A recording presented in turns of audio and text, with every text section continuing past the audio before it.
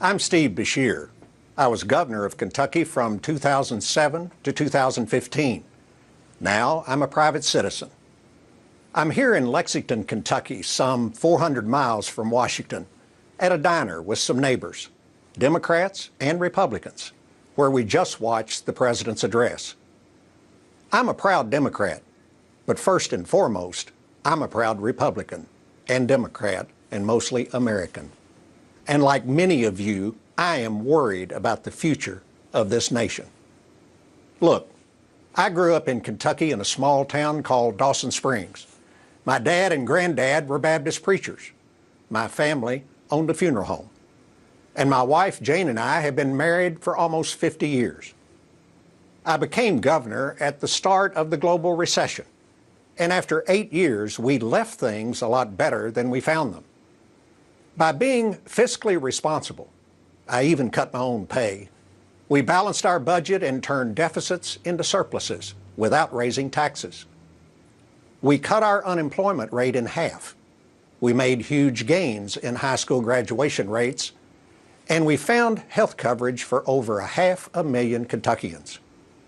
We did that through trust and mutual respect.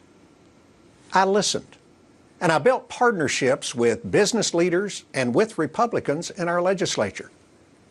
We put people first and politics second. The America I love allowed a small-town preacher's kid to be elected governor. And it taught me to embrace people who are different from me, not vilify them. The America I love has always been about looking forward, not backward, about working together to find solutions, regardless of party, instead of allowing our differences to divide us and hold us back. And we Democrats are committed to creating the opportunity for every American to succeed by growing our economy with good-paying jobs, educating and training our people to fill those jobs, giving our businesses the freedom to innovate, keeping our country safe, and providing health care that families can afford and rely on. Mr. President, as a candidate, you promised to be a champion for families struggling to make ends meet. And I hope you live up to that promise. But one of your very first executive orders makes it harder for those families to even afford a mortgage. Then you started rolling back rules that provide oversight of the financial industry and safeguard us against another national economic meltdown. And you picked a cabinet of billionaires and Wall Street insiders who want to eviscerate the protections that most Americans count on and that help level the playing field. That's not being our champion. That's being Wall Street's champion. And even more troubling, you and your Republican allies in Congress seem determined to rip affordable health insurance away from millions of Americans who most need it. Does the Affordable Care Act need some repairs? Sure it does.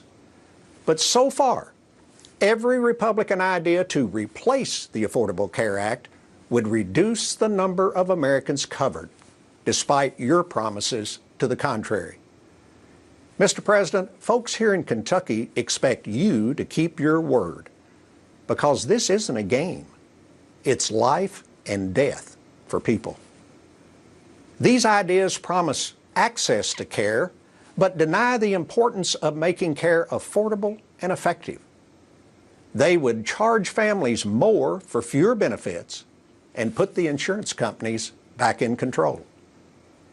Behind these ideas is the belief that folks at the lower end of the economic ladder just don't deserve health care, that it's somehow their fault that their employer doesn't offer insurance, or that they can't afford to buy expensive health plans. But just who are these 22 million Americans, including 500,000 people right here in Kentucky, who now have health care that didn't have it before? Look, they're not aliens from some distant planet. They're our friends and our neighbors. We sit in the bleachers with them on Friday night. We worship in the pews with them on Sunday morning. They're farmers, restaurant workers, part-time teachers, nurses' aides, construction workers, and entrepreneurs working at high-tech startups. And before the Affordable Care Act, they woke up every morning and went to work, just hoping and praying they wouldn't get sick, because they knew that they were just one bad diagnosis away from bankruptcy. You know, in 2010, this country made a commitment that every American deserved health care they could afford and rely on.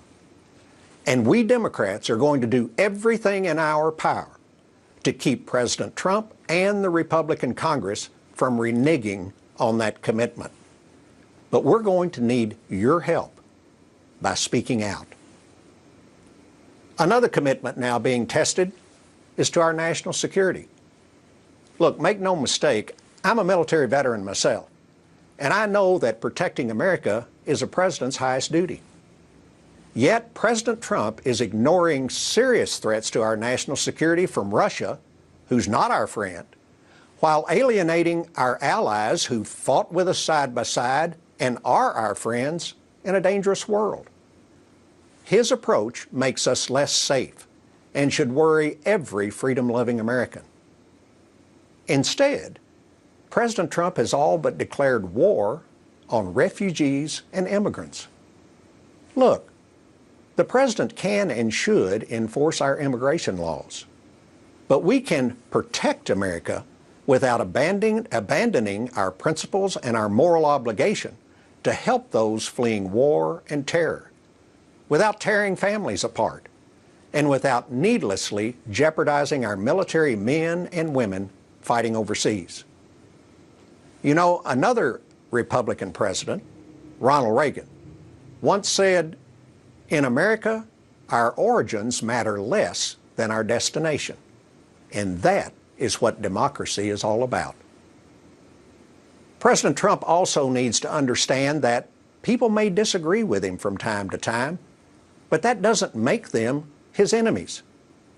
When the president attacks the loyalty and credibility of our intelligence agencies, the court system, the military, the free press, individual Americans, simply because he doesn't like what they say, he's eroding our democracy, and that's reckless.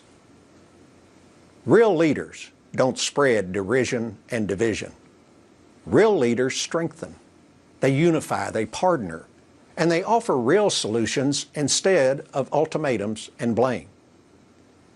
Look, I may be old-fashioned, but I still believe that dignity, compassion, honesty, and accountability are basic American values.